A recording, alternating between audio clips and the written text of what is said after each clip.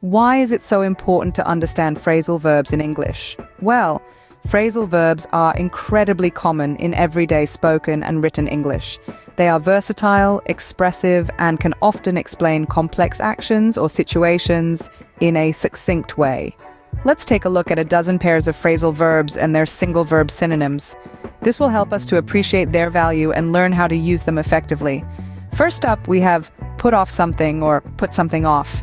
This phrasal verb can be replaced with the single verb postpone. For instance, instead of saying, let's put off the meeting until Friday, one could say, let's postpone the meeting until Friday. Next, we have put out something or put something out. This can be replaced with the verb issue. An example might be, the government has issued a statement condemning the recent protests, instead of the government has put out a statement condemning the recent protests. The third pair is call off something or call something off, which means to cancel. For instance, the union accepted the new pay deal and cancelled the strike works just as well as the union accepted the new pay deal and called off the strike.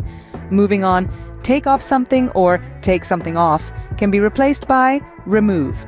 Instead of saying, please take off your shoes when you enter the temple, you could say, please remove your shoes when you enter the temple. The fifth pair is turn up, which means to arrive. For example, everyone arrived on time for the meeting and everyone turned up on time for the meeting carry the same meaning. Next, we have brush aside someone or something or brush someone or something aside, which means to ignore.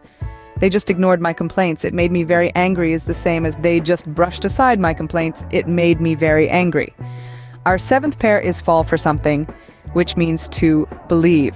So I believed his story about having lost all his money can replace I fell for his story about having lost all his money. Next, make out something or make something out means to understand. Instead of saying I couldn't understand what he was saying with all the noise, you could say I couldn't make out what he was saying with all the noise. The ninth pair is leave out someone or something or leave someone or something out, which means to omit. For example, if you're phoning from outside the country, omit the first zero in the city code is the same as if you're phoning from outside the country, leave out the first zero in the city code. Our next pair is go down, which means to decline.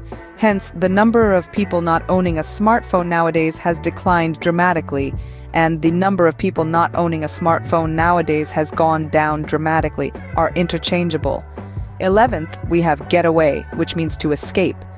For instance, 3 prisoners escaped can replace 3 prisoners got away. Our final pair is see to someone or something, which means to organize. So, could you organize lunch for our visitors? Is another way to say, could you see to lunch for our visitors? So as we can see, phrasal verbs are a key tool in English communication. They can often make our sentences sound more natural and conversational. While it's true that they can be a bit tricky to learn, understanding and using them correctly can greatly enhance your English fluency. By comparing them with their single verb synonyms, we can better understand their meanings and applications.